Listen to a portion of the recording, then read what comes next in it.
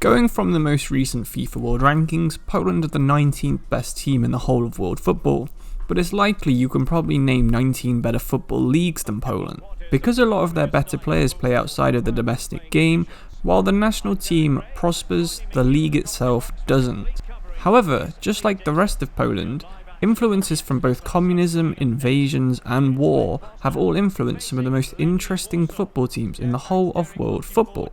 This combined with a couple of ageing legends such as Artur Boruc and Jakub Błaszczykowski going back to Poland mean the game is ready for an interesting FIFA career mode save this year. In October 2020, two of the biggest talents both went to Brighton from the Polish league. Jakub Murda and Mikhail Kobownicz both joined the Premier League side.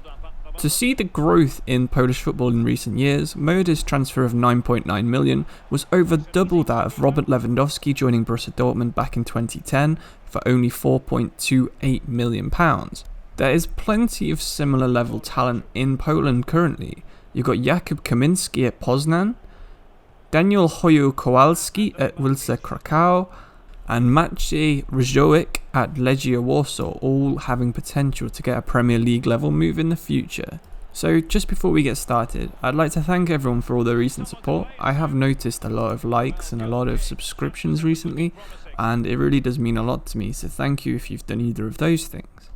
Just like always, if you have any suggestions for any videos you'd like to see me make in the future, please drop them in the comments. This one itself came from Brandon, I believe, on my Germany Bundesliga video. So if you do think of any good ideas, let me know either in the comments or on my Discord, which I'll leave in the description. So now let's get into the main video. Of course, just like all my other videos, the Polish league has several tiers of teams inside its top flight. There is a couple that are probably the Champions League level teams in the league, although they won't get far in the competition. These are Legia Warsaw, Lech Poznań and Jagiellonia. And then you have Wisła Kraków and Kraków, who are both with a couple of transfers ready to get up there at the top too. There is a couple of more well-known teams down the bottom. You've got Cracovia, who could be good. You also have Górnik and Lublin, who have potential to rise through the leagues too. Lower down at the bottom of the table, you've got Stal and you've got Warta Poznań, who are the more road to glory teams. Both of these teams have very tiny budgets for the league. They have around 900,000 euros compared to the 3.3 million that Legia Warsaw start with, so you'll be up for a tough challenge if you choose to start as either of these teams. Warta Poznań are ex-champions, having won the top flight of Polish football in 1929 and 1947, and they've been absent from the Polish top flight for the last 25 years. After winning the playoffs last season, this is their first ever season in FIFA. One of the more famous players that they had in the past is Grzegorz Raziak, who used to play for Derby County, so if you're an English football fan, you might recognise that name.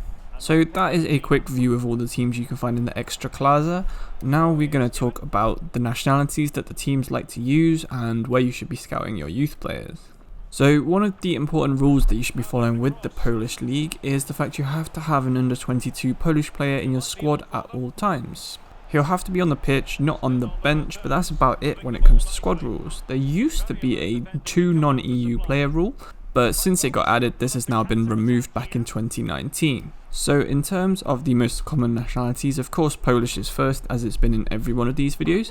Slovakia is second with 31 players, Spain is third with 17, Croatia's got 16 and the Czech Republic has 10.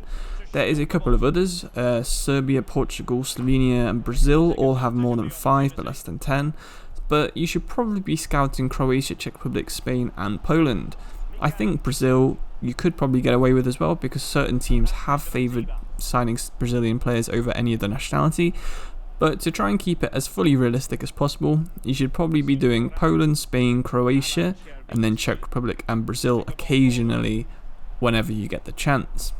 So now you have the teams and you have the players, but now you'll need to know where you'll be playing. Unfortunately, Poland doesn't have any of the real stadiums. The Polish national team is licensed though if you ever want to do a club and country challenge, but you won't be playing at any real stadiums. The fortunate thing is, a lot of Polish stadiums seem to have been modelled into the game as the defaults. I know there's a couple that have the very similar naming and are actually written in Polish as the names, so if you choose one of these, you won't be having too bad of a time. I think the Polish league is fully licensed in PES, but unfortunately in FIFA you just get the team names and the advert boards. So overall, the Polish league seems like just another standard league, but there are a couple of things you can do to spice it up. If you don't feel the need to play fully realistic, you can easily add the 3 or 4 Russian teams that are in the game and the Ukrainian teams, make a super league of all the Eastern European giants in one league. Another goal you could have is make a team that's good enough to get Lewandowski and Piszczek before they retire in a few seasons' time. Also, people like Szczesny, Fabianski and Dragowski have all played in the Polish league at one point, so feel free to try and sign them too. Poland has never had a European Cup finalist or a UEFA Champions League finalist, so that could be another goal, to try and get there with someone like Lech Poznań.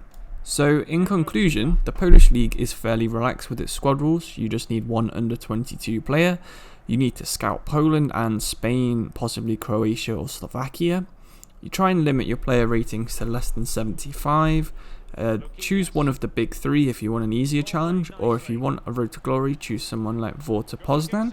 There are no stadiums in the game, and the league is full of exciting youngsters. I think pretty much every team has someone who's at least 75 potential, so that's another challenge to try and make them reach their potential.